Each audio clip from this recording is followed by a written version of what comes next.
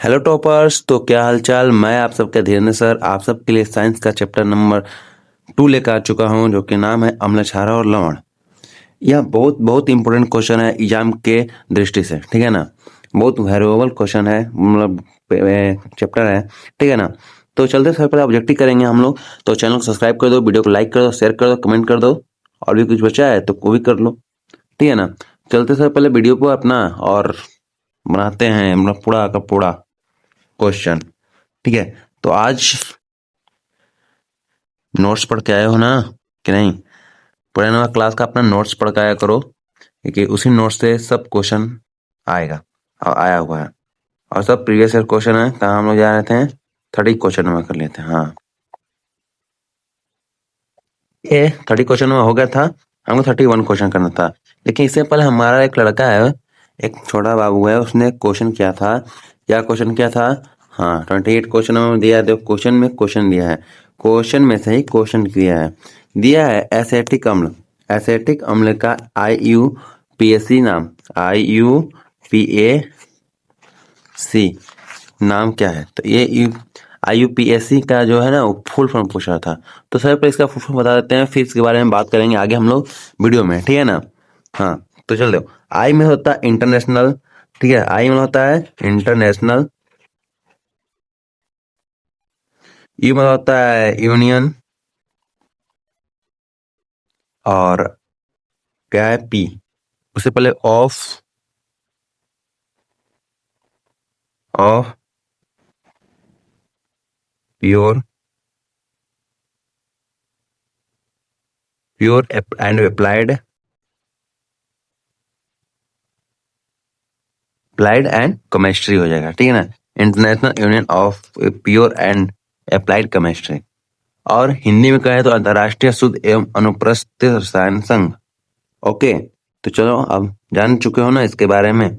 कोई भी डाउट रहता है तो कमेंट में कमेंट कर दिया करो। कोई भी डाउट रहता है तो हम कमेंट पूरा पढ़ते हैं। ये भी कमेंट में ही आया था शायद, ठीक है। आगे चलते हैं।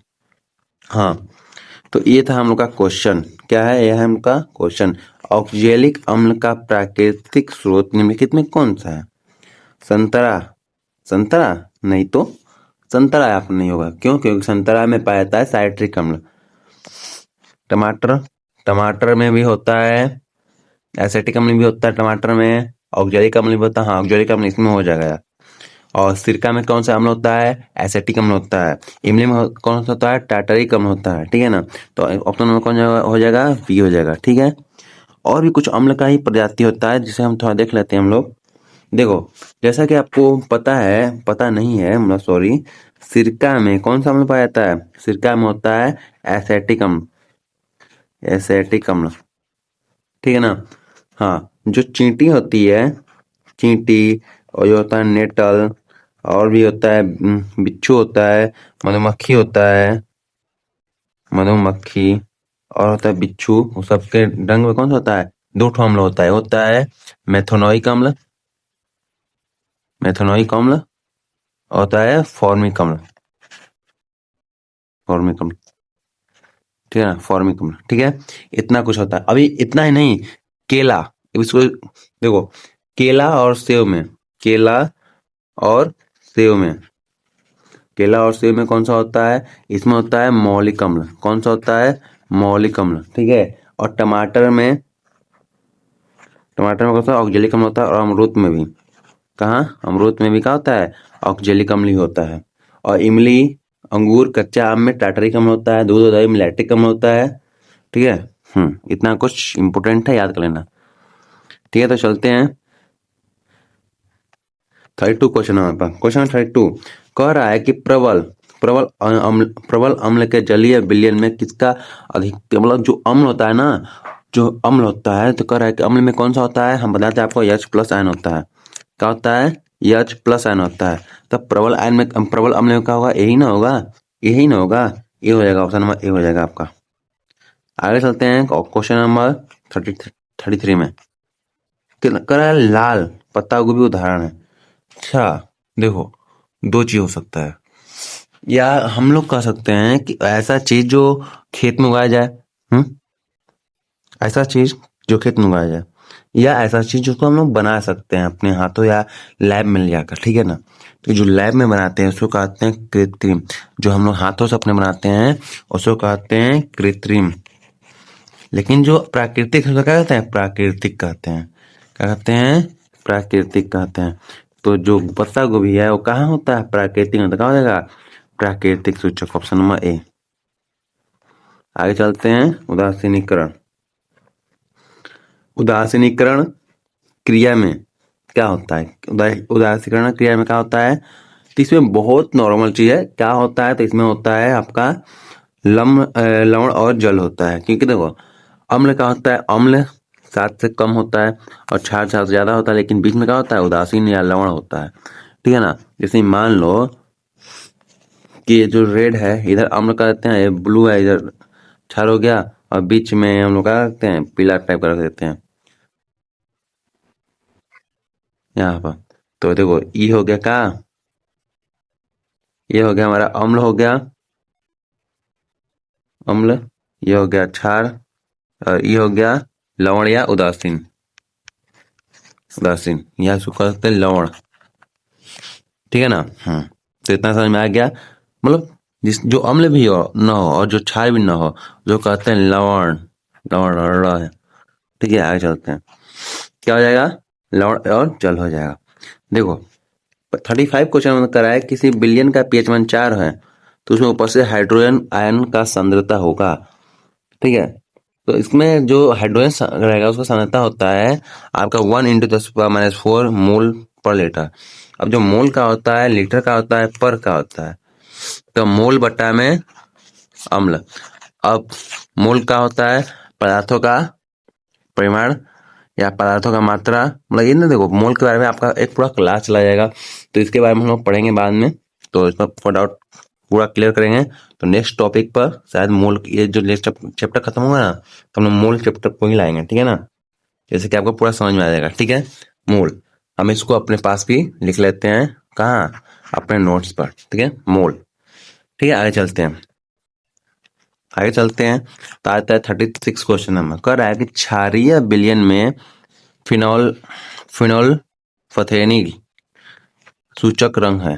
तो कौन, देखो ये नाम सुने नहीं हो, लेकिन ये क्या होता है ना, ये कृत्रिम सूचक है और इसको लैब में बनाया जाता है। इसको कृत्रिम कहते हैं, मतलब इसको लैब में बनाया जाता है, तो चारों कंपोनेंट मिला के इसको बनाया जाता है, ठीक है।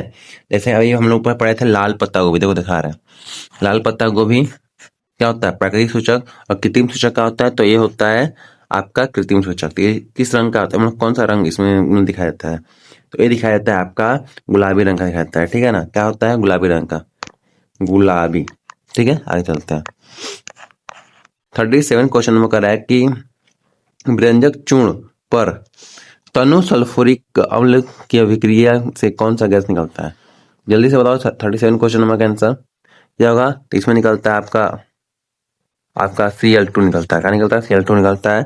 और क्योंकि हाइड्रोजन निकलेगा नहीं, क्योंकि वहां का Cl2 ही निकलता है, ठीक है ना। आगे चलते हैं,